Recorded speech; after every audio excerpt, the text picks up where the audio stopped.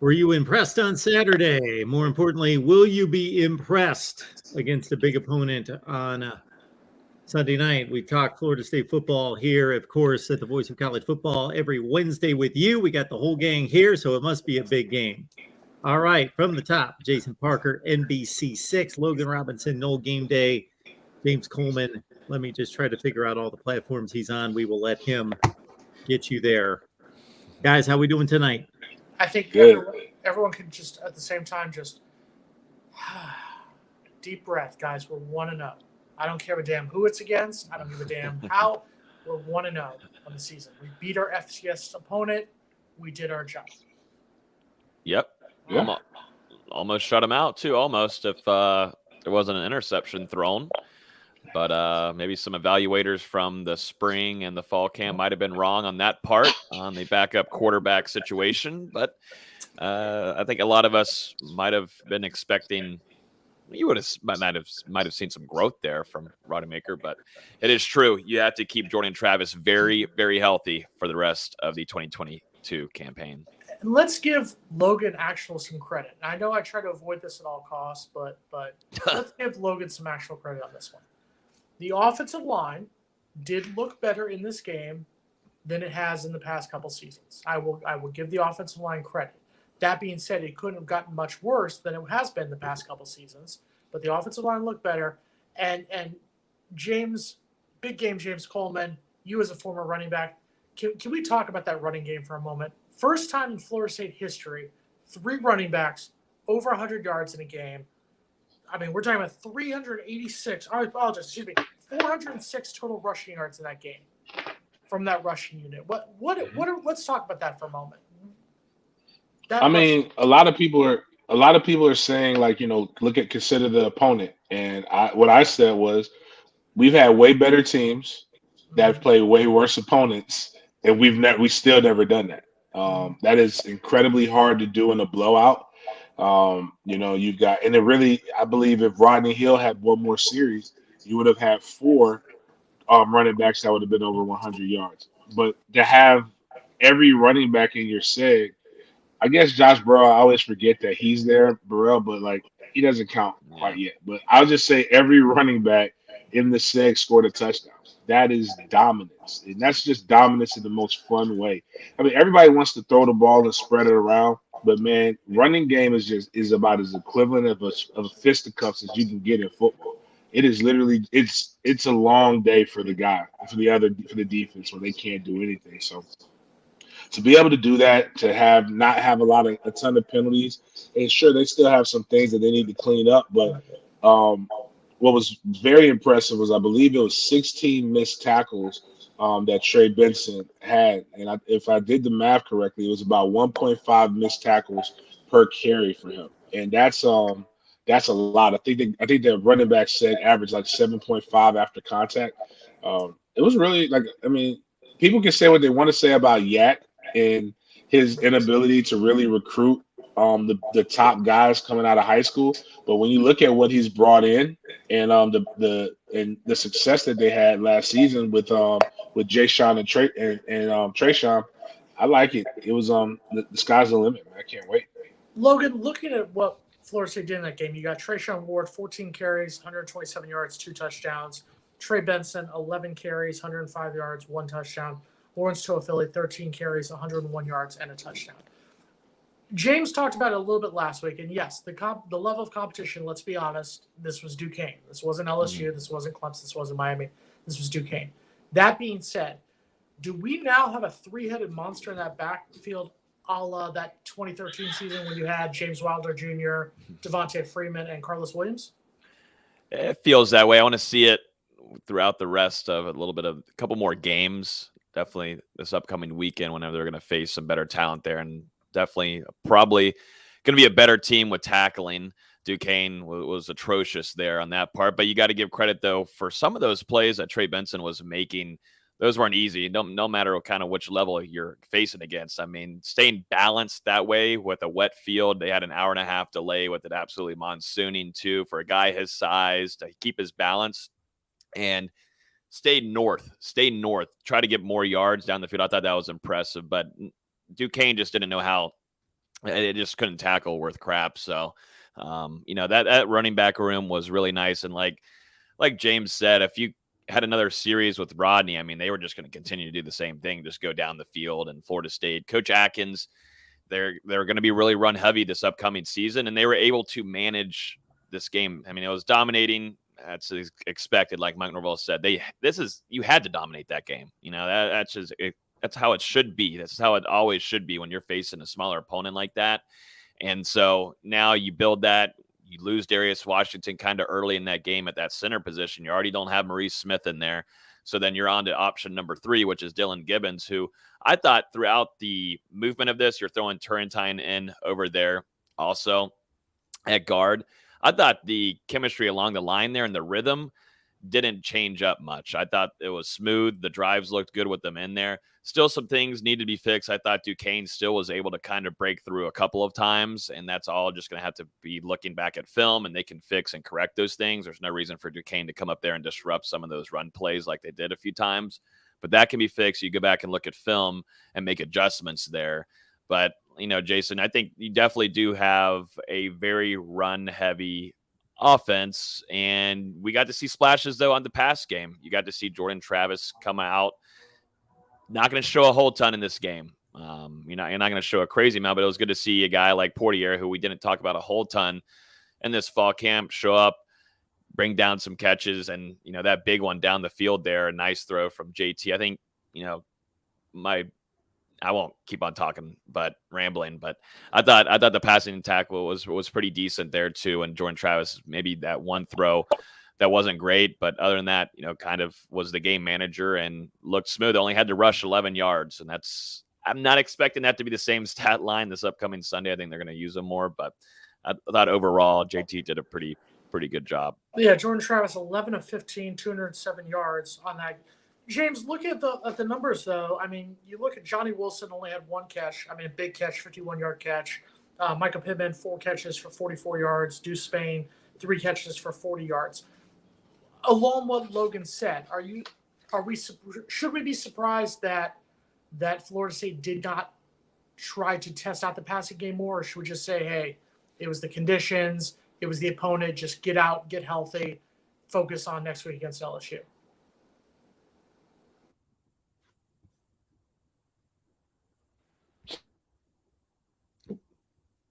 You've got you don't need to do like what they ran was the most basic offense they needed to, and I like what Mike did. I believe you play your starters you play your main guys 3 quarters, then you let off the gas a little bit in the 4th, and I think that's what they went in and did, and it was just you go with what's working.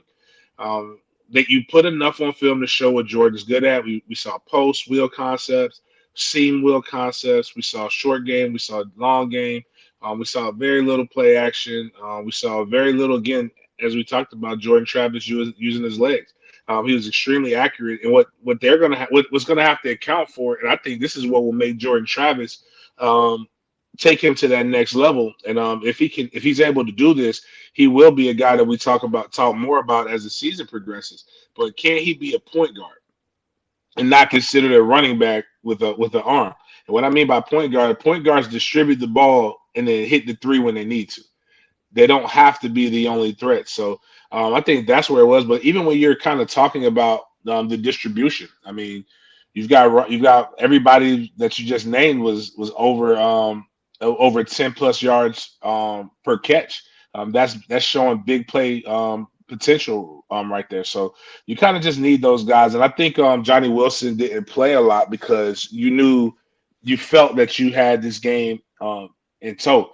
With his ankle being a little bit tweaked, there's no need to really push it. But I agree with Logan. When you see Portier, who we really haven't spoken about, be the leading wide receiver in yards, I think that's the thing. So like now, what they have to do is they got to go watch film, and they've got to watch film to see which Jordan Travis are they going to get. And can they put pressure? Can they do things like that? And again, we kept it very basic. Now, Brian Kelly's a smarter coach than that, and he's got film from last year. But I like to believe that some of the things that I've seen in camp, that this offense might be a little bit different than what we've seen the last 2 years. In particular, with Mike Norvell being the signal caller. Logan, on the defensive side of the ball, Florida State only gave up 164 total yards of offense. On the flip side of that, something that a lot of people came out against, only one sack. One sack, 6 tackles for loss in the game like that. Talk about the defensive play that in this game. Jared Verse coming up with the 1 sack. But I think that Florida State should be given a lot of credit. I mean, you're talking about literally an entire game, not the greatest field conditions, and only giving up 164 total yards of offense. Mm-hmm. Yeah, I know that stat line with the 1 sack is what all the FSU fans and everybody wondering why wasn't there 3, 4? Where's Fabian Levitt? Where's Robert Cooper? Norvell said it best. I mean, they were getting the ball out quick as hell. I mean, I saw a stat where they threw the ball faster out than any other college football team did last year. I mean, they were throwing out 2-point-something seconds, making sure they did their game planning. They knew about Florida State's defensive line and that edge with Jared Verse, Derek McLennan, Briggs on the side there. They did their good, game prep and knew that was just not going to work with sitting a quarterback back there for more than 2 and whatever seconds that they had. So that's why I'm not too concerned there on the edge rushing part of things. Verse comes away with the sack, no shocker there. And if anybody's worried about Verse or whatnot, don't be. I mean, if you go back and watch some of the film from last Saturday night, he was everywhere, and that's nothing shocking from anybody that's watched him in fall camp or read up on any of the outlets that have been writing about him. He's a guy that will play a factor in both pass rush and run game, and he'll go east to west very quickly. So I'm not too worried about that on that front, but I do think out of the linebacker room, I mean, those guys look good to me. I know Gaynor kind of got switched around quite a bit, and that's something that has kind of been through his career where I think film later on in the season helps that for him. But starting off, that was a tough game. But shout out to Kalen DeLoach, who I thought had a really nice game, along with Tatum Bethune. That tweet from earlier today of Bethune going, I saw that one live. I was able to see that one before the press box window was fogged out of its mind. But watching Tatum Bethune go from the middle of the field all the way over to the right hash and come away almost with a tackle for loss there. I mean, that's exactly what you wanted from Bethune, the transfer from UCF. He's exactly just everything that you wanted. I mean, a tandem now with having Kalen DeLoach next to it, a guy who broke out last season. Kalen looked good, just looked like in midseason form from last year. That's a really nice tandem to have. You got to hope Gaynor can get healthy there, but you got to see Omar Graham Jr. in there, and you also have Brendan Gant, who, as we all know, and we've known this since he was a freshman, he's not afraid to come down and hit. And if he gets that playbook down and everything, then he can come in and sub in for a Gaynor when need be. Logan, Gaynor, has he officially been declared out for this game, or what did Mike Norvell say earlier this week? Yeah, he said probably, and so I'm taking that into effect that he will not see number 33 out there on defense on Saturday. And so you're looking at Gant, and I think this team also is going to give some chances, and we'll see. This is LSU, so I'm not going to see a whole ton of them, but Omar Graham Jr. is going to have to step up here, just depending on the length of Gaynor's injury. But I've been told from a lot of people around the program, Omar Graham Jr., one of the smartest guys in that locker room. And if you go back and watch some of the film, he was one of the sleeper guys coming into this recruiting class. Everybody's up there, Azrae Thomas, Sam McCall, but Omar Graham Jr., going back, watching some of his highlights that he did there in his senior season, Omar Graham Jr. is a special athlete. If he can continue to get that playbook down, I think they're going to give him some more options and give him some more PT during some of these practices. I wish we could give more details on what that looks like, but I'm expecting to see a good amount of Omar Graham Jr., which would really excite me because I think year 2 from him, he's a potential guy to jump in that starting unit. I would expect more. I like his jersey number. Me too. I don't want him to change it. Yeah, it's good. We've had really good success with guys who have that number. So, but yeah, those guys are pretty good. I mean, I would expect more from a Charles High guy. I'd expect him to be able to play through pain, but those Charles High guys must be a little bit soft, I guess. I didn't get to see that on TV. Like I said, we couldn't see anything second half up there. But what happened? Was it on TV? Did we get to see what happened? It didn't really look like anything, but I know crazy. Sometimes those injuries kind of just kind of get a little freaky. So, but Jason, what did you think about that defensive back room, mainly Jamie? I thought that he looked like he looks the part. I mean, you're not worried there. You also had Shaheem Brown out there at safety along with Hakeem Dent. I'm cautiously optimistic at this point. Once again, it's hard for me to get hyped up like you, who's already said 12-0 national title, but I'm a little cautiously optimistic about who we played. There were times in that game watching it. You watch Duquesne's rushing game, DeMarcus Ware, Damon Macklin. These guys were able to get a few carries where they were able to get into the secondary, rush the ball. I think that's more of a question of our defensive line and our linebacker room. For me, the one concern I would have in this game, and I wanted to talk to both of you guys about this, there was a point in the second quarter where Florida State gets down inside the 10-yard line twice and settles for field goals. Mind you, we're up 20-0 at that point. It's no big deal. We go to the locker room 26-0.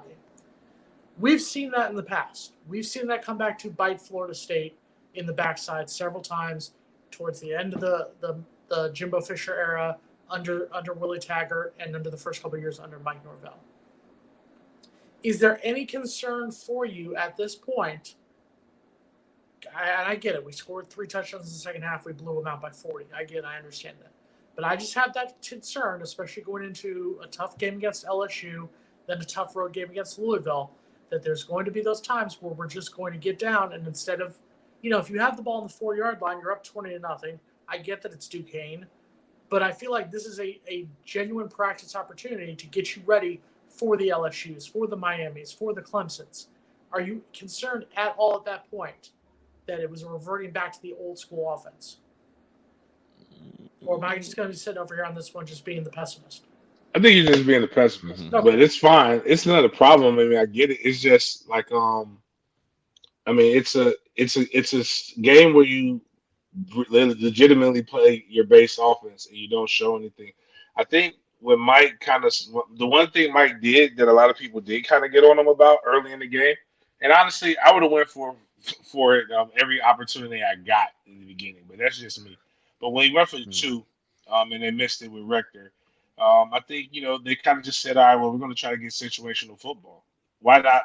You want to get your field goal kicker some confidence. There's 3 phases of the game: offense, defense, and special teams. You need your kicker getting used to that. You need the snaps and getting them game reps too. So it's no better way to do that. And then it's just like styles make matchups. So you haven't really game plan for Duquesne like that. You're not you're not trying to put all your stuff out there for LSU. You have an idea what they're going to run. So you're going to find, you'll practice 80 plays to run 20 of them, if that. During a game. So like that's kind of just the nature of it. So why don't give them too much. Make them think you're vanilla, even though I know they don't, but just be vanilla as much as you can, and then go out there and give them something to be surprised about when you actually do face LSU. Yeah, I was going to say real quick, I know we're about to have Carter come in here and get into some LSU talk, which I know everybody wants us to talk about, but I was going to say, just like James said, I don't think they don't want to give away any kind of red zone packages. Definitely if they're trying to go for a lethal score there, I don't think they're giving away much. And to me, I want to see some answers. I want to see some consistency out of Ryan. I know they weren't long field goals, what it is, blah, blah, blah. But for the circumstances and whatnot, I was glad that he was able to be put into a position where he, instead of just extra points, he had to get some field goals down. So I take the optimistic side of things. But, this was very, very vanilla from both sides of the ball, in my opinion. They were very sweet and nice on the blitz packages that they're dropping down. I know they brought Jamie down a few times, one of him coming down after the quarterback. But, that was vanilla on both sides. And don't want to give away too much before we head down to New Orleans and get into the LSU part of things. Fine, I'll be the pessimist. You're the one trying to take away Tate Rodemaker's scholarship, but for sure, I'll be the pessimist. That's fine. Tate doesn't need a scholarship taker. Tate is a great person. He's going to be great at selling insurance. He's going to be a phenomenal high school football coach. I just don't want him taking snaps in this. That's all. Like, give him a scholarship, let him roll out. Just no more snaps. It's serious when we go to a 5-box show. This is here. Huge. We are. Got our guy Carter here from LSU Power Hour. Carter, what's going on tonight? Yeah, so why is that other guy the backup? Is Duffy not ready, or Duffy's a true freshman, Carter? Yeah, there's no need to burn it if you don't have to. But I saw the guy walk out there. He looked like a kicker playing quarterback. I was like, wow, that's crazy, man. No, that was very interesting. And do y'all think he's any good, the backup quarterback? I don't know anything about him. We don't need him. We won by 40. I will say I don't know if you're listening earlier, but it's very key for Florida State to keep Jordan Travis healthy. As the same as Sunday night. That will be a very pivotal thing to do for at least 3 quarters, 3.5. Yeah, it's very interesting. Yeah, I've been looking at Mark knows I do like these film studies. I've been looking at Florida State's defense all day, and I'm releasing it a little bit later on the channel. Hope you guys can stop by, be a part of the live chat. It's crazy. I fell in love with Jamie Robinson. He is just, one of your traditional DBU, looks like an LSU defensive back out there. That guy does a little bit of everything. How'd y'all think he did on Saturday? And y'all think he's a big time player? I think we saw that one play there. We had the PBU. He just has put himself in the right position, and Norvell talked about him. He's talked about him quite a bit this offseason, but after the game, really Adam Fuller, the defensive coordinator, said that he's just understood the game so much better now, and he's always had those physical attributes. He just understands offenses better and who he's going against and game planning. That's just exactly what you wanted to have. He had the chance to definitely go into the pros and, definitely was listening to a few things, but decided to come back. I think that's a smart idea from him. But I was going to say, this is officially DBU versus DBU, isn't it, this upcoming weekend? I don't think anybody's really talked about that, but this is the 2 schools that claim themselves as DBU. I know Ohio State is up there in the corner. Yeah, I guess. Up there in the corner with Ohio State. If you're ignoring the Big Ten. Yeah. Oh, here we go. Well, not the 2 highest paid defensive backs in the league with Jalen Ramsey and Derwin James holding that. But Yeah. Those 2 guys, not those 2. Or the most DBs drafted since 2000. We may want to go to that statistic. We can always do that. I mean, the third string counts and the practice squad counts now. There's current, but since 1989, there's only one school that has had an average of 1 DB drafted. Like, you can just that's multiple generations. That's success. That's from when damn near leather helmets to now with the Revo speed. So I mean, it's just a lot of stuff. But much respect to what LSU does. Yeah, Jamie Robinson is good. You didn't get the crazy thing is if you didn't hear the stat, they were releasing the ball in 2.38 seconds. You're not really getting a lot of safety work when the ball's going out. That's not even long enough to be able to run your deeper, your slower progressing route. So, but Jamie Robinson was a little bit more active than Akeem Dent. So, but yeah. I like watching Florida State, and I went back and looked at some of Adam Fuller's stuff versus Cincinnati because LSU's OC is Mike Dimbrock, who was a play caller, obviously at Cincinnati, and now he's at LSU. So it's very interesting. It's going to be a fun matchup, Mark. Carter, I want to turn my attention to LSU for one moment because I think there's a lot of people that forget this team was the national champion just 2 seasons ago. 2019 season, national champs. Last season, 6-7, dropped the bowl game to Kansas State. New coach this year in Brian Kelly. What is the expectation level right now in Baton Rouge in the first year of the Kelly era after getting rid of Ed Orgeron? Yeah, it's a good question. So if you win 3 national championships in 03, you want to get back to playoffs. But, I think most LSU fans, like on my channel, I'm not, necessarily like the pom-pom waiver of, YouTubers. Everybody seems to be pretty measured on LSU going into this year. And what makes the SEC very interesting is this is the deepest it's ever been, right? And honestly, the quarterback play has never been as deep as it is now. And obviously LSU fans understand it. This is a big question that Florida State fans have as well. Who's the quarterback going to be? And more than likely it will be Jaden on Sunday. But, that's the big thing. It's a big question. A good bit of the SEC knows who their quarterback is going to be. Every school in the SEC West knows who their quarterback is going to be, except LSU. As Brian Kelly knows, but, he decided to not give the tactical advantage. So, I think most LSU fans understand that this is a very difficult schedule. This is obviously a tricky season opening game versus a really good Florida State team, and so I think LSU fans, if it were an 8-4 season, even if it were 7-5, Brian Kelly's locked in for the long haul no matter what. So they just want to see improvement, and Obviously, the biggest gap is just Brian Kelly is an infinitely better coach and in-game manager than what they had last year with the staff that they had. Talk about that quarterback room. And like you said, Brian Kelly did not name his starter ahead of the game. But who are the different options that could take the snaps for LSU on Sunday?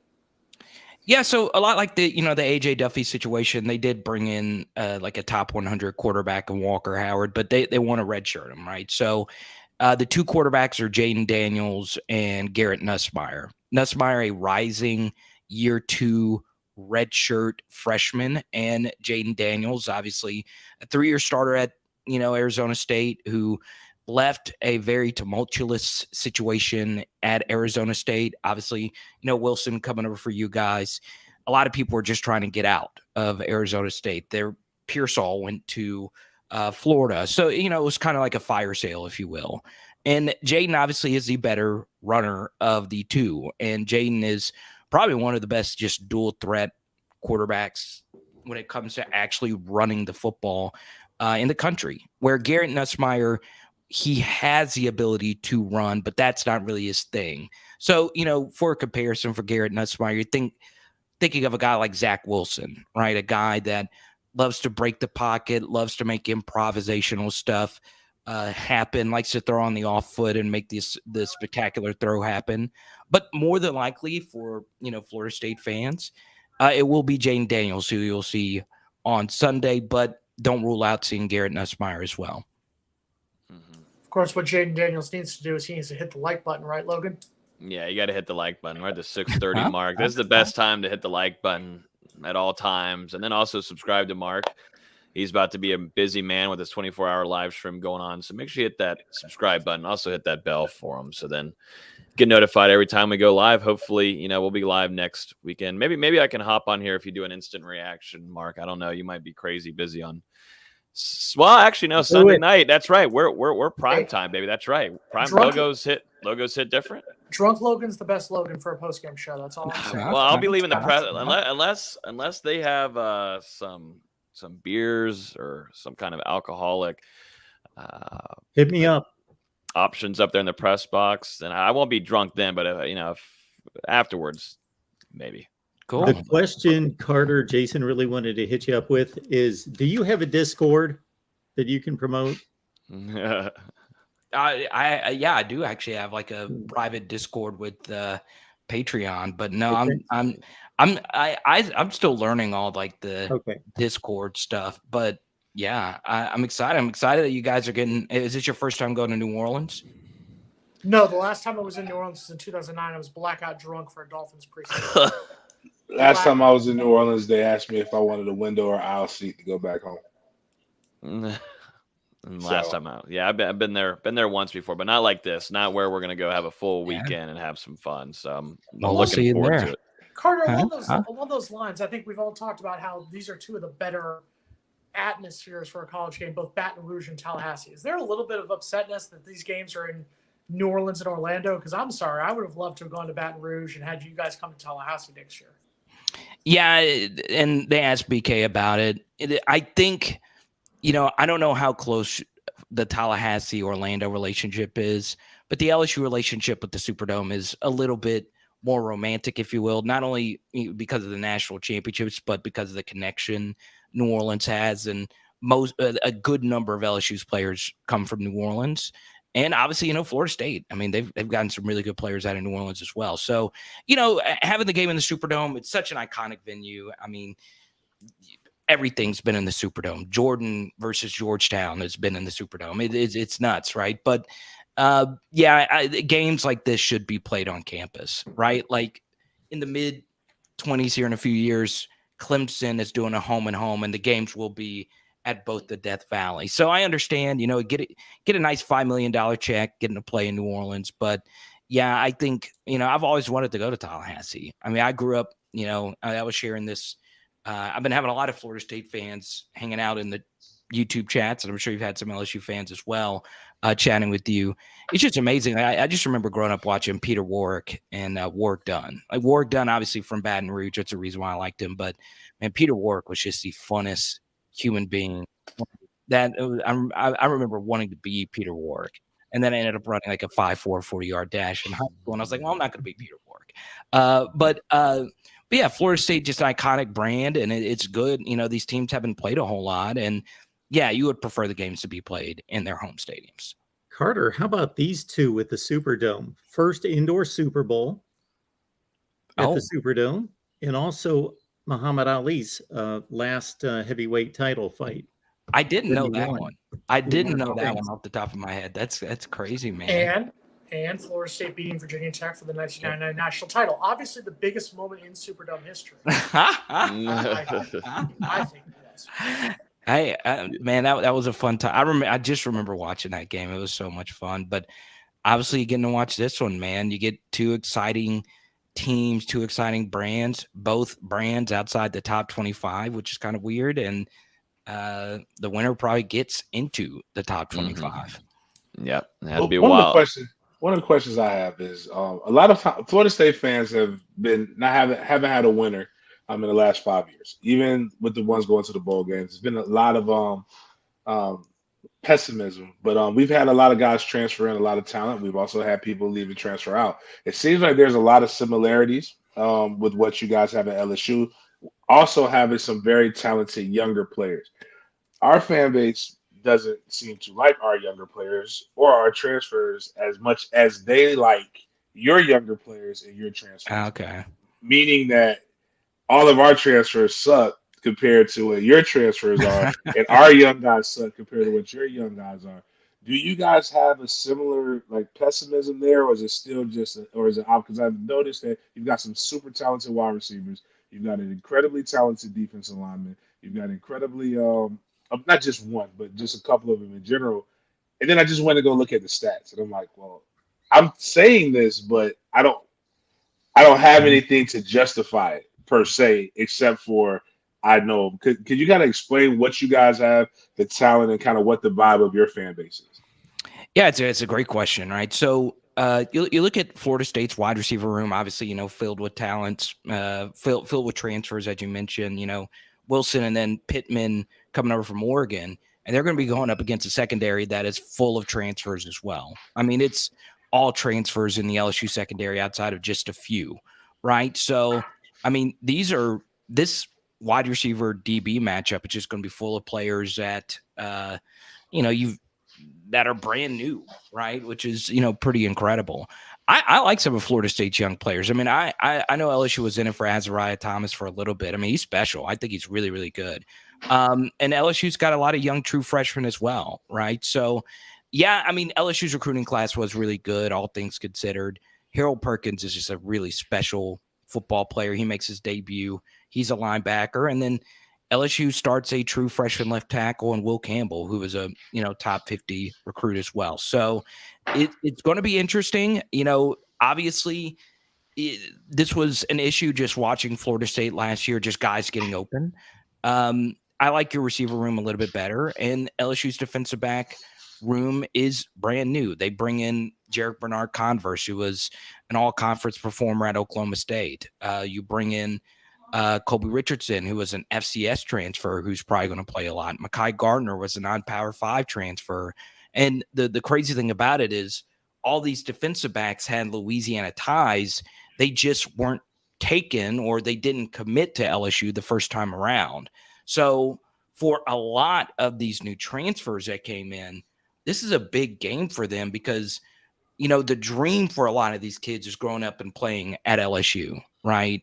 And they are making their debuts, right? So they're going to be really amped up. And the key thing in those situations, especially in a loud and crazy dome, is communicating, right? And, as I was putting together this film study that'll be released tonight, the one thing I really liked about Jamie Robinson is, I didn't make a lot of plays, but I saw him making a lot of calls. He was a talisman. He was the straw that stirred the drink. He was a guy that got people aligned where they need to be. And, finding who that person's going to be for LSU is going to be key. Who's going to be the leader? And if they find one, they should have a fine football unit going into Sunday. Mm-hmm. I was going to ask because we got the news a little while ago about John Emery, LSU's really talented running back, not being available for the first two games of the season. So that affects this upcoming Sunday against Florida State. What do you think about this run game for LSU? This is you're putting pieces together at the offensive line now. Like you said, you're going to have a true freshman at the tackle position. You're going to want to get the run game going because it's Jaden Daniels. He can also use his legs too. You got the wide receivers. I'm just wondering, what do you think Brian Kelly is going to want to do here game plan wise? Is it specifically going to be Jaden Daniels and try to get those short intermediate routes? I've heard through their camp so far that's done pretty well for Jaden, and not so much from the run game. What do you think out of that room now missing John Emery? Yeah, it's a great question, Logan. I think for me, Will Campbell at left tackle will be okay, right? Versus a very good, defensive end, very technically sound. But the big thing is the center position, right? They're starting Garrett Dellinger, who is a year 2 player, and all 5 LSU offensive line, all 5 of them played offensive tackle in high school. So Dellinger's playing a new position, and Cooper and those guys are really good interior linemen for Florida State. So it's going to be tough to just move the middle of that defensive line. And even Brian Kelly referenced that in his press conference this week. So I expect to see a lot of misdirection. I expect to see a lot of zone read. I know it was Duquesne, but they had success getting into the edges, right? Attacking, the speed of Florida State going left to right.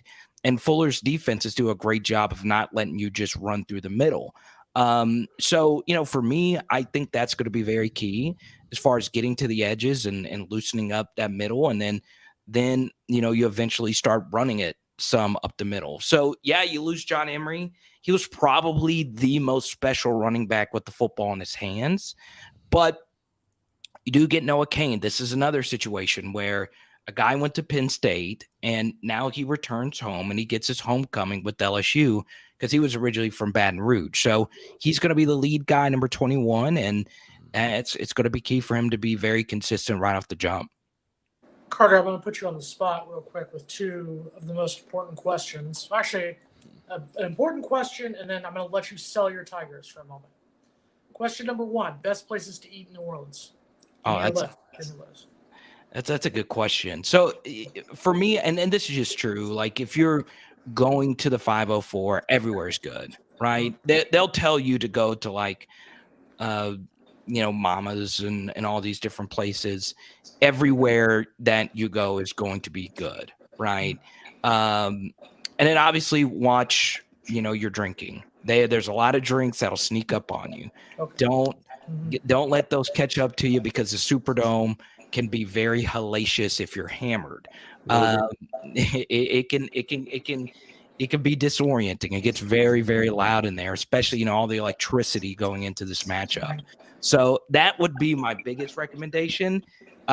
Shrimp po' boy is my favorite. That's my go-to just pretty much anywhere, but be careful with what you consume. Don't just think, oh my goodness, this hand grenade is living up to the hype. I'll have 3 more. No, you don't want to do that. Logan, he's talking to you, Logan. Yeah. We're going to try not to do that. I won't be doing that. If I go by James's tailgate, that might just be enough for me. The moonshine might be enough for me. James, you're throwing a tailgate? Yeah. Okay. Correct me. Poydra. Yeah, anyways, yeah. So under the overpass, man, you're more than what. Last time this happened, we lost, so I shouldn't do this because I had Mike McDaniel come, Mark, when we played Virginia Tech. But man, you're more than welcome, man. Come meet me. We'll have a beverage, an adult beverage together. And cigars. Yeah. We have cigars and we'll have food. So it's all kinds of stuff, man. Cool. I'm glad Florida State fans are going and making this a trip. Yeah, I mean, the Superdome's iconic, right? Like. Yeah, New Orleans is great. I'm guessing most Florida State fans that are going early, you're going to get to do like some New Orleans kinds of things. But make sure I cannot say it enough. Don't go into the Superdome drunk. Make sure you take it in. You're going to feel something different when you walk in there, knowing what Mark was mentioning a minute ago. Ali, Jordan, these are Burrow, if you will, if I can. These guys had some of the biggest moments of their athletic careers in this building. So it's definitely a lot of fun. But, to answer your question, anywhere in New Orleans is going to be great. So along those lines, let me now, what I'm about to say, I have respect for LSU. So I'm not trying to sound like a hater when I say this. LSU's coming to this game as a favorite, 3-point favorite. Obviously, I believe that's because of the games in New Orleans. To me, from an outsider's perspective, this is an LSU team that came in 6-7. They're coming in off a 6-7 season last year. New coach, a coach who, with all due respect, with a better Notre Dame team, I think Notre Dame was a better team than LSU last year, and beat Florida State by 3 points in overtime. Tell me why, and I say this with all due respect, why we should be afraid of LSU, of this LSU team. Well, it is a 3-point spread, right? You shouldn't be afraid of anything. I think, honestly, I've watched a good bit of Florida State. I watched a Duquesne game. I watched the Notre Dame games, just throughout this week, putting together, content for the channel. There's a lot of players I like on Florida State, a lot of players that grow on me. And, I'm a harsh critic of who guys that really stood out to me. And 0, 91, 15, and 10. Those are the guys that stood out to me on defense. The issue, though, is there are some defensive linemen for LSU that can take over football games, right? 0 for you guys is great. 0 for LSU is a guy you got to watch out for, Mason Smith. And Jaquan Roy, number 99. It's just, they're incredible defensive tackles. And that's where a lot of the trouble is going to come from for Florida State, right up there. And I mean, look, Norvell's known for his running backs. We'll see if he can run the football on that front. I think Florida State's going to try and run a lot of counter. I think they're going to try and pull a bunch of guys and take advantage sometimes of LSU's aggressive defensive line. It's going to be interesting to see how LSU counters the counter, right?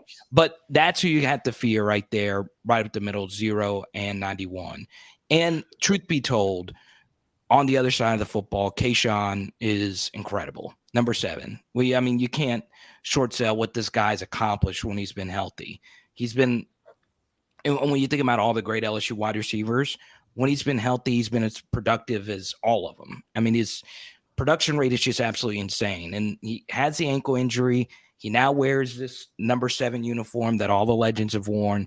And this is big for him, right? He's been hearing that Jackson Smith and Jigba's the best receiver. Jordan Addison's the best receiver. Quentin Johnson's the best receiver. But Kayshawn wants to come out and show that he's been one of the best. And I think, to me, the biggest surprise that a lot of Florida State fans might have is how good all the other receivers are for LSU, right? Kayshawn gets so much of the credit, but Jack Bech, number 80, BTJ, number 11, Brian Thomas Jr., and number 8, Malik Neighbors, they're all rising sophomores. So you look historically, most college football receivers get into the prime of their careers. You normally see who they are when it's year 2. And all these guys played a lot in year 1, and in year 2, they're probably better than what they were last year. And now they're the guys. They are the bona fide backup guys. So they are looking to take that next step. And obviously a lot of it's going to come down to quarterback efficiency. Can Jaden throw? And will he have time to throw? So, as far as fearing, to use your words, the guys you should fear, just keep it simple. I'm a numbers guy. Number 0, number 99 on defense. And then on offense, 87 and number 8 and number 11 at wide receiver. Mm-hmm. I think we're all ready for New Orleans. I'm ready. Logan's going to be out there Friday. I'm going to be out there Saturday. Dang, y'all are all going. I like that. I got my New Orleans mix on my phone ready as soon as I get off the airplane from Miami. I got a little 504 boys, a little big timers. We're going up. We're going old school. Yeah, that's good, man. That's great. I'm doing a pregame show down there. So if you guys want to link up, just feel free to shoot me a message at Power Hour LSU. And I can't wait, man. I'm not gonna lie. I really had a lot of fun studying Adam Fuller. I think he's very, very, very interesting as a defensive play caller, and interesting to see what Atkins and Norvell have schemed up. Now, how's the offensive line? Are y'all healthy? Y'all gonna be ready to go? I think only you and my 9-year-old son are the only 2 people who just truly love Adam Fuller. He's good. Who have said I have said he's the most surprising guy that we've had. Our defense has been not bad. Our offense has not taken off like it should, but I get it. I'll trade him to you for a plate of fried shrimp at this rate. So why are you out? Look, okay. let me say this, right? This is an outsider view of watching 15. I don't remember the kid from UCF is a good player. Y'all's linebackers were too slow at times last year. Y'all had stuff, y'all had trouble, stopping mobile quarterbacks as well. I watch, some of, all this different Florida State content, X's and O's and all these different things. And I was like, okay, let me go check this for myself. And I was like, well, a lot of the stuff Fuller's doing is fine. My biggest thing though, is like in terms of defense, I'm not in love with playing a 4-man front, but you could still do it. You could still do it in the modern era. You just gotta, the tough thing, and this is what LSU is going to do. They're going to attack the edges. And what I think Florida State will do defensively, and Brian Kelly brought this up in the press conference as well, they're going to play a lot of quarters. They're going to be like, look, we're not going to let Kayshawn beat us over the top. So, it's going to come down to LSU saying, look, can we throw consistent balls to the outside, these 7-yard outs, 8 yards out, 8-yard comeback routes? I think Fuller's going to make him work for it. And if he does it, I think that will make this a close game. So right now I have LSU edging Florida State, but as of right now, it could go either way. That's the beauty of it, baby. Sunday night in the dome. Let's go. So Carter making a prediction, going with LSU with a close win over Florida State. Imagine that. I think the matchup that I'm looking forward to the most, I'm projecting this, it's going to be Butte and it's going to be Renardo Green. I know everybody's talking about Marion Cooper a lot, and he wasn't available week 0 against Duquesne. I expected him to be a full go on Saturday, but Renardo Green has had a really nice the latter half of fall camp and last week of practice and this week alone. We haven't been able to go see tomorrow's practice yet. The schedule changed. Usually it's Tuesday, Wednesday, Carter, that we get to see him, and Renardo has looked good. I think it's going to be number 8 on Butte on Sunday night, and I think FSU fans are hoping for the best there because you got some talented wide receivers. The biggest factor for Florida State, though, is the D-line versus offensive line there. Like you said, those guys are going to have to build some chemistry pretty quickly there for the first time ever, and it's not going to be an easy group to go against. I think that's going to be probably your biggest 2 matchups, and it's going to happen play by play on LSU on offense and FSU on defense. I think that's going to be the factor there, in my opinion, out of all of this. Logan, make a pick. Carter manned up and made a pick. It's your turn. No, I'm not making one. I got to wait till the show tonight. I got to wait. No, he didn't have to get a pick. He doesn't have to.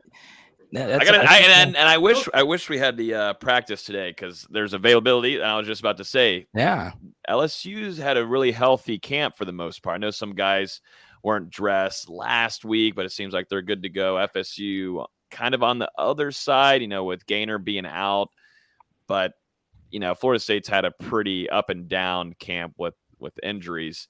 LSU's bringing in a pretty healthy squad, correct? Yeah, they're looking for the most part pretty healthy, and they were very, very, very conservative as far as, well, this guy might not be fully ready to go for practice, so we don't want him to go out there. And one little thing here at the end is LSU, even though they were as bad as they were, the one thing where they were exceptional was special teams, right? They had arguably the best field goal kicker in college football, who's kicking 60-yarders for the Browns now in preseason.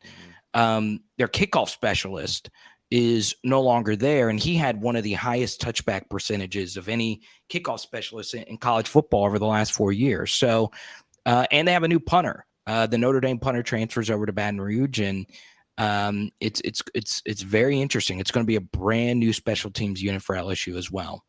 James, you don't have a Discord. Can you make a pick? Come on, man.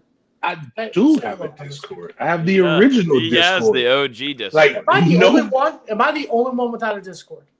Yes. Every week you say this. Yes. Yes. Like, it's like my Discord is literally the blueprint for everybody's Discords or message boards now.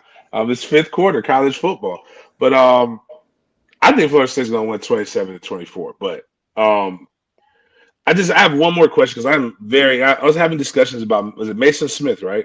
Yeah. I do believe it's good. So was it practice, like the spring practice that you guys have got a chance to see, and then the fall camp Because or is there like I just want to know a couple because I actually want to watch him. I like good D-line play, and when I just went and looked at the stats, and I was like, all right, this guy. I'm not watching McNeese State. I'm not going to watch that. That's where he had 3 sacks, and I'll probably go watch the Florida game. Is there any other game that I can go watch of him to be able to see the dominance? Because Josh Pate says, I think is that his name, Josh Pate, the 247 guy. Said something that was incredible. He said he's unblocked. He's going to be unblockable. And when I hear terms like that, I expect to go see unblockable stats. And I don't want to discount him. And I do know he's talented, especially this framework. Guys don't get built like that every day. So I'm just trying to find out so I can watch because this is because I am intrigued to want to know more about what this LSU team does. Yeah, so last year, because of injuries, they asked him to play some defensive end. So he's a guy that could play all 4. He's a really freak athlete, right? UCLA game was really good. Like just the first game he's ever played. They couldn't block him and just pressure right up the middle. And I think this actually happened some. And 0 and 91, Cooper and what's the other ones? Number 0, number 91. Cooper. We got Cooper and Lovett. Cooper and Lovett. Okay. And this happens a lot now because quarterbacks are so good at like getting rid of the football where if you get pressure right up the middle, you see them right up the middle and that affects your stats, right? Mm-hmm. So Cooper and Lovett, I thought dominated versus Duquesne, but they only had 1 combined tackle. So I think that happened a lot to Mason Smith as well. Like his numbers don't look just absolutely incredible. But yeah, and look, I listened to that segment from Pate. I had a few people send it to me. And Mason Smith is just really good. Like he just makes a lot of stuff happen. But I will also include that the better pass rusher out of the 2 is 99, Jaquelin Roy. He's on a couple of first-round boards. And look, they got a brand new defensive line coach. This is Roy's 3rd defensive line coach in 3 years. And the defense is going to be new. This is my biggest takeaway from this week was and it might have been you, Logan. I saw a Florida State reporter tweet this out. It might have been the reporter from 247 that they haven't seen Matt House's defense since 2018. Nobody really knows what Matt House is actually going to do on defense. And what makes it very interesting is even in the practice clips that they released to the public, they didn't really do a whole lot of exotic things defensively. They really didn't. So I think you could see a lot of different stuff thrown Florida State's way. And that would be, for Florida State, a big cause for concern. And also look out for number 10, Harold Perkins. This guy is unbelievable. This is one of the best high school football recruits I've ever seen. And I felt that way even when he committed to Texas A&M. He is truly incredible. All his high school highlights are him at running back, and I was playing linebacker. He has some linebacker highlights. He is truly, truly insane. And no one really knows how he's going to be used. Are they going to blitz him? Are they going to drop him in coverage? What are they going to do? So it should be a fun debut for both of them. Hey, my prediction is going to be Jason on Patreon, which is connected to the Discord. So, Carter, if you didn't guess, Jason, just the word Discord. Hate it. Yeah, I don't understand it. I don't understand the hatred, but it's smart though. Discord's very smart. I work for an actual TV station, so I don't have a Discord. So I'll give you my prediction right now. I know, I get it. I understand. I think it's gonna be a great game.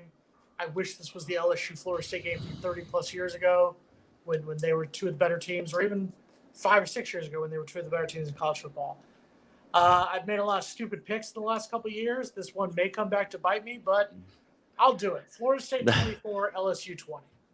Oh, okay. I like one thing, Mark, before I get it. Everyone's predictions, okay, even neutral national guys that I've seen, both scores in the 20s. Everyone thinks it's kind of in that 20-ish, and it's weird because I think everybody feels the same way about both sides of the football, whether you're a fan of one or the other, whether you're just a neutral observer.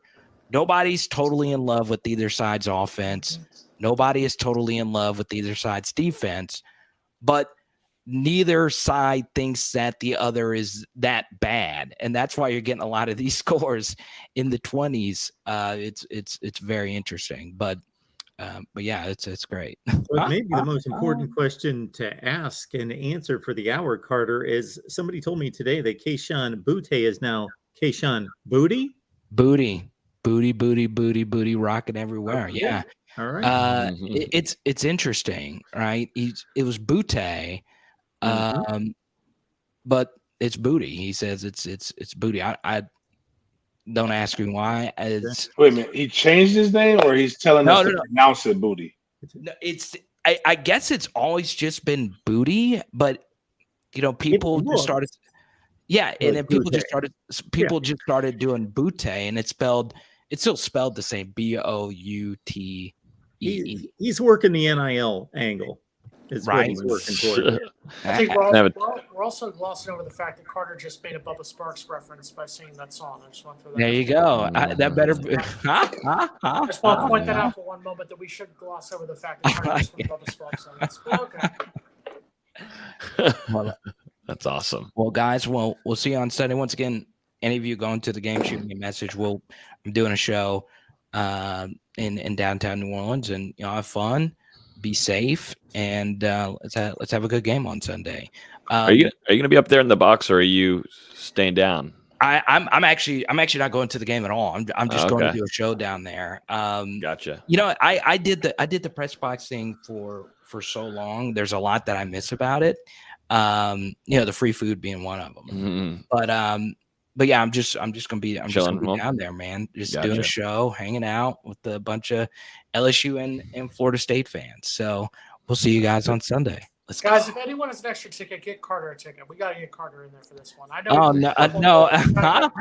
No, I actually He's chilling. I actually can't go. Like, I have an agreement to do a show from a halftime show from one of the nice places down there, Stumpy's in New Orleans. So should be fun. Businessman. Hey, it's about connecting with all the beautiful college football fans out there. It's just crazy that we're even getting this opportunity between these two brands. And I just learned, I didn't know about this brawl, but Bowden's 200th win before, and I see you nodding your head. 1990. Yes. 1990. So I had no idea about the brawl, and I got a bunch of messages from people like, Carter, you might be too young to remember the brawl. And I was like, yeah, I was one.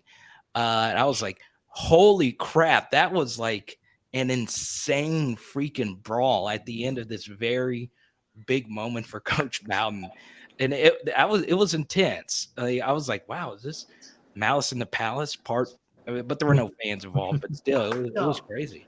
I was 7 years old, went up to that game, and I remember distinctly asking my dad, why are they fighting? My father, a Florida State alum, obviously was biased in his opinion about it. But yes, there was a fight at the end of the game. The following season, we went to Baton Rouge. BC was the #1 ranked team in the country. We haven't played since. So it's the first time in over 30 seasons that LSU and Florida State will play. So that's crazy. That is absolutely wild. I love it. Well, yeah, I'm getting ready to go live on my channel. Mark, thank you so much. It was good to connect with all of you, and y'all have an absolutely wonderful time in New Orleans. Carter, thanks Perfect for joining transition us. right here, everyone. Head on over to Carter's channel right here on YouTube right now. Get on over there, Power Hour LSU. Carter, always appreciate you, man. Cheers, guys.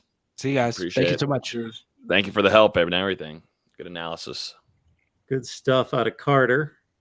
Logan, As always. Logan, There was like no bias. I actually really enjoyed talking to him. It's not like, yeah, we're gonna beat you guys by 1,000. I'm just like, man, that was like pleasant. It was awesome. and he offered Logan some sage advice. Logan, it's my birthday tomorrow. As my birthday gift to you, please don't drunkenly fall in the press box. That's all I'm asking. Drunkenly, I promise you, I don't plan on getting drunk before this. I don't try doing that before any game. I like to have a couple beers, but not too crazy. Afterwards is definitely the time to shine. We get an extra hour behind time, Central Time, so still probably not going to be getting out of the stadium until 12:30 or 1 a.m. But stay away from James's moonshine. That's all I'm asking. That's the real thing to watch out for. That's what I'm saying. The moonshine is. I take one shot of that, and I might not know how to get in the stadium. That's funny. There it is. We've been waiting for this game forever, all off season. We finally get it, coming off a 47-7 opening win against Duquesne. Now it's time to man up against LSU. A couple struggling programs, but big name brands in the sport. We'll see who gets the first key win of 2022. James, what do people need to know about what you got available right now? The biggest thing is we have the big games tailgate. We actually got a whole weekend right now, but if you go to my pin tweet at BigGameJames_36, you can see a video of what we have for the weekend. We're doing a kickback on Friday night. I won't be there on Friday night. We're doing a kickback on Saturday night. We're doing the tailgate from 12 until on Sunday. The tailgate is $40. All you can eat, all you can drink. If you like cigars, it'll be cigars for you to be able to be there. Meet some Seminole royalty, former players. One of the coolest things about going to a game with me, you never know who you're going to meet. You'll meet all kinds of different people. We have a DJ. We're doing this as a real tailgate. It's like outside. We're rushing to the spot, and we're going to have some good food with with a little bit of local flair. So we have this ain't no hot dogs and hamburgers. Ribs, chicken. We'll have hot dogs and hamburgers too. Baked beans, green beans, mixed vegetables, mac and cheese, bread pudding, peach cobbler. We're gonna have some jambalaya, and I think we're gonna have some cool, authentic New Orleans red beans and rice. So it's gonna be good, very filling. If you're going to drink, this is one of those tailgates that you'll at least have some good, solid food on you so that you can enjoy your beverages. But all proceeds go toward mentors for the kids. So we have our Thanksgiving give back, and we have gifts for good grades that are going to happen here during the holiday season. So we give full turkey dinners to people for Christmas, and all the kids who participate in my book bag drive that made good grades, they get a $30 Christmas gift, up to a $30 Christmas gift. So that's basically the big thing. But go follow at BigGameJames_36 on IG and Twitter. And then I will be live tweeting the game inside the Superdome, possibly inebriated, but I will be giving you breakdowns of what I believe the offense is doing good and what they're not doing good. This is going to get fun. I'm checking on flights, Cleveland to New Orleans. Come on, hang out. I actually was gonna ask Carter if I think I have 2 tickets left. So it's in there. I mean, I got 120 section 124 and 126. So we're in the end zone. So 7 rows up. As long as you're there, as long as anybody's there. Ticket. We're good. We're good for him. We're gonna get Carter in, guys. Get Vince Carter to get inside that stadium. You gotta get Carter in there. I don't think he really wants to be. I think he's a businessman. He's a showman. Yes, he is. Yeah, he takes care of everything. Yeah, I can understand that. That's for sure. Logan, tell people what you got going. I don't have any tailgate. I'll be at James's tailgate though. I learned quickly at the spring one how good the lineup of food is. So I got my plate and went to the press box after that. But right now we'll go live in about an hour previewing this game. We'll talk a little bit of Duquesne. We already did our game recap, but we're going to talk a little Duquesne, and then we'll go straight into Florida State LSU. We also have one of the Sports Illustrated's writers coming on with us from Baton Rouge over there. He's going to come in and give us some insight of what's actually going on during these camps. And Brian Kelly and what his thoughts are of Kelly. So excited to have him on tonight to give us some good insight. And then we're going to have full coverage this upcoming weekend. There's nothing much about it, man. We're just going to try to kill it and enjoy the weekend. I'm excited to be down there with all of our show will be there with all of our guys. So excited to just meet a lot of people, have a good time, and hopefully leave Florida State with the win there, and we'll be able to hop on here and have a good time on next Wednesday and actually have a bye week. I'm looking forward to the bye week. It's been stressful last month nonstop. And Jason is Nolans bound. I am. I'll be heading out on Saturday. NBC6.com. We're previewing all the teams. We previewed Miami. We previewed FIU, Florida State, Florida. We'll do UCF, FAU, and USF tomorrow. The USF will be a very quick preview. Don't worry about that one. But we'll have all our previews getting ready for the season as everything kicks off this week. Sweet. I am on live after the game to take your calls. We'll be back here next Wednesday at 6 Eastern. See you then. Bring a friend or 2 or 50 with you next Wednesday at 6. See you then. Logan, don't get drunk.